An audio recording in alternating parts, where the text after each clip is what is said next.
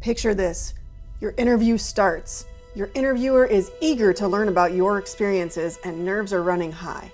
How do you captivate them?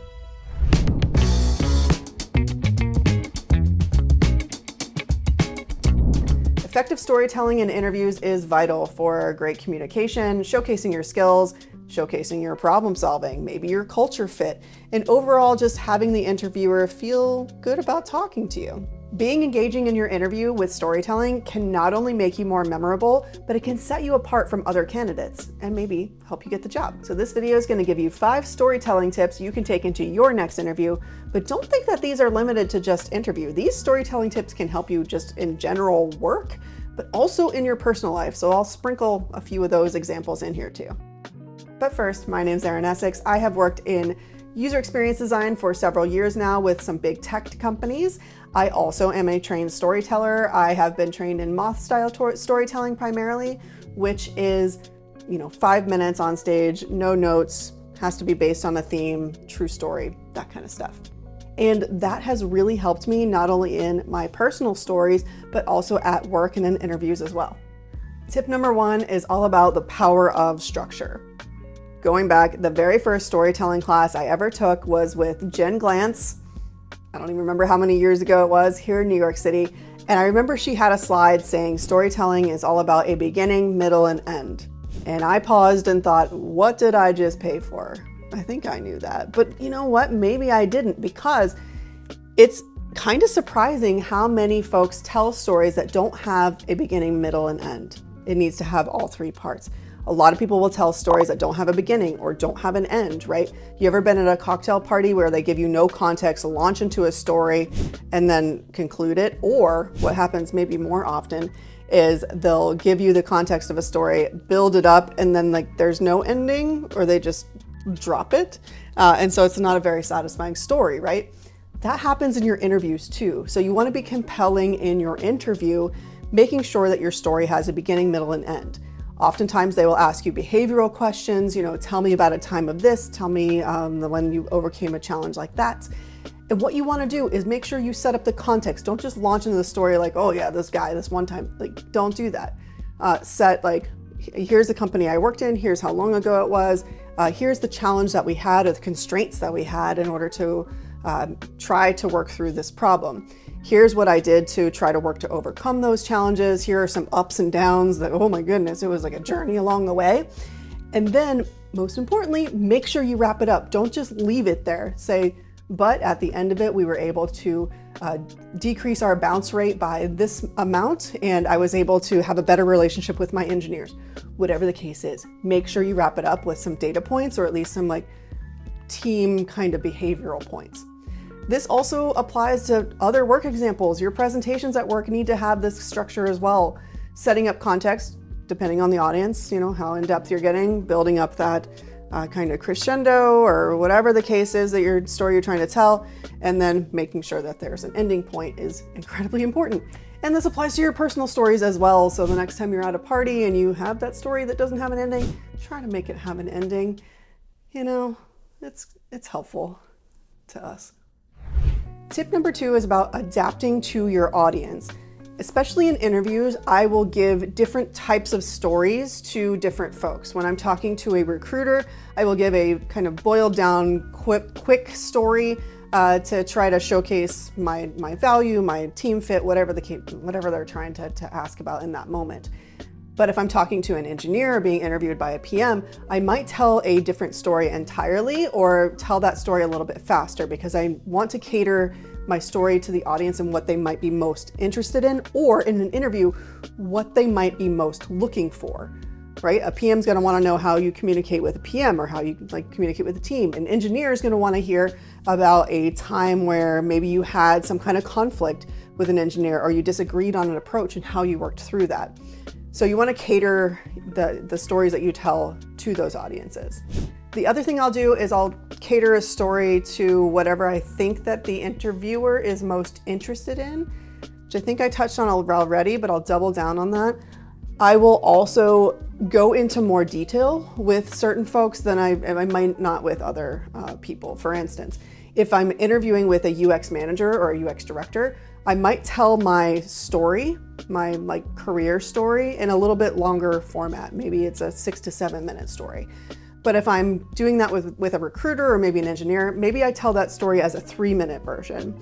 I did make a full video about my career story that is a 20-minute version, right? And that's way too long to say in an interview, but I wanted you all to have those details.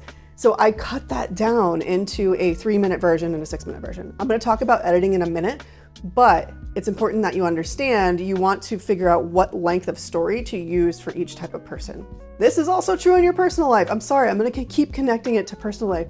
So when you are talking to, it could be somebody at work, it can be a friend, it can be maybe a new friend, or maybe you're at a party and you don't know folks. You're gonna wanna try to pick up on the vibe of what they're most interested in, or if you have something in common, maybe you can go into more detail there. If somebody asked me what I did this past weekend and I know that they're not like into musical theater, I might just say like, oh, I went and saw a show and it made me feel this and that. But overall, like, I think it was really captivating. I love supporting the arts, right? Whereas if it's a person I know is into musical theater or theater, I might say like, oh my God, I saw this. Did you know Sutton Foster was in this? But here's what I did. Here's how it impacted me. What an emotional experience. And then get to your end. Like musical theater, it's everywhere. So you want to cater your stories to audiences in that way too. That way you, I don't know, don't come off as, with the person that's not interested in what you're talking about, as like talking too much about yourself or being too verbose in that way. Okay, that transitions nicely into tip number 3, which is the art of editing. I know all of you have experienced a person that is a little too verbose, or loquacious is a word I'm trying to use more. Somebody that just doesn't really know how and where to end. They're very long-winded, and it happens to the best of us, you know? Even when I'm recording these videos, I don't know sometimes how long I'm talking for. So it's really important that, one, you learn to be conscious of the amount of time that stuff is coming out of your mouth, and 2, learn how to edit. Learning how to edit and refining your narrative can make your stories so much more impactful. Now, I have 2 main ways that I like to do this. One is I set up a timer. I will literally take my phone and the timer on my phone, set it up, tell my story, don't look at it. And then when I'm done telling my story, look at it and see how long it was. Oh my God, that was 15 minutes, right? Then you're gonna wanna say, okay, I wanna get it down to 8. What were the most important things that I thought were in here? What was fluff? What did I maybe linger too long on or say too many times? Edit that down, be more conscious of that. So then you go back, you go in again, you set up the timer, and you tell your story again with those edits, and you try to get that time down. This is exactly what we did when we were training for the moth style storytelling. I will give you where I trained in a moment, but you have to tell your story. It's 15 to 20 minutes, first couple classes. Then you get it down to 10, then you get it down to 8, then you get it down to 6, then you get it down to 4. This is really, really important to do. You learn what your audience is more interested in and what you are just telling because it's your life and you think these facts are interesting. So this is true of your work stories as well. You might go on a full tangent about this PM in your relationship that doesn't really apply to the question or isn't that interesting in making it more impactful to the interviewer. So definitely learn to edit through your timer. The other tip that I like to do here with editing is practice in front of somebody and get feedback. We did this a lot in the moth classes where when you tell that 20-minute version, you get feedback from your peers and they tell you, okay, here were the things that or details that I liked most. Here's a detail that I didn't really think was that important and maybe you can move a little faster through this portion. When you have feedback like that, when it comes to your personal stories, either moth personal stories, but mostly through your work stories, you're gonna be able to edit and learn what people are looking for in your interview stories, your work stories, whatever the case may be. So those 2 tips tied together, edit down for time and get feedback from your peers on what is the most effective, is gonna help you with this art of editing. All right, quick sidebar, I mentioned where I had trained. So I train at the Magnet Theater here in New York. They do offer classes online and in person around storytelling, particularly moth style storytelling, but any kind of storytelling, really. And I found it incredibly helpful. And so I hope that some of you might wanna check that out as well, because it helps with work a lot. I trained under primarily Adam Wade there, but all the instructors I've had have been great. Okay, let's get into tip number 4. This is all about dynamic delivery, right? This is how you captivate, and this is going to be a more difficult skill to master. Definitely master the first 3 first, but how do you tell a story that keeps people engaged, right? I try to do this, I'm not really doing it that much in this video, but if I'm doing like a presentation at work, or if I'm doing something on microphone, or if I'm telling a story in an interview, I will maybe vary my speed at which I'm talking if I'm trying to emphasize a point. I will mix between kind of down moments and up moments just to keep that emotional curve running throughout my story so that it's more engaging to an audience. And then I'll also, I'm doing too many hand gestures right now, but I love doing the hand gestures, or people have told me they like my hand gestures. I feel like I need to chill out a little bit though. But illustrating with your hands can also be an effective way to keep an audience engaged. One of the most effective videos that I found that illustrates this point is a TED Talk that's called the 3 A's of Awesome. Neil does an excellent job of laying out his story, his history, and putting in moments of low with jokes. And so it keeps you a little off balance, but it really draws you into this story so that when he finally tells you what this is all about, at the end, you are like fully engaged and loving this person. I will drop a link to that below. Definitely check out that video, but you'll see in there what I'm talking about, the sad and relatable moments along with the pacing that he does. The other thing that I'll say in here is figure out where to put in pauses, or what they call pregnant pauses. I don't know that I like that phrase. Anyway, figure out where to pause. One, because your audience needs time to breathe, so to speak. So you're adding in almost white space. Haha, graphic designers, you know. You're adding in white space to what you're saying, right? You're giving them a moment to process that. Also gives you a moment to chill out. So you want to like figure out where to put in those pauses and how to vary your pacing, so to speak. You'll actually hear about this quite a bit if you try to study or look into stand-up comedy or comedy in general about pacing and timing. There is a lot about that. And although that's kind of a different skill set and an art in a way, I think that there's something to be thought of there. You know, when you tell a joke, you sometimes need to pause afterwards before going into the next thing, because people need time to process that, and then the laugh comes a couple seconds later or maybe milliseconds later. So that can also be true if you're telling a story, particularly if you're in a sad point. You want to pause afterwards and let that hit. Now, tip number 5, I know I hate this word, but it's practice, practice, practice. I am so sorry. I know you didn't want to hear that.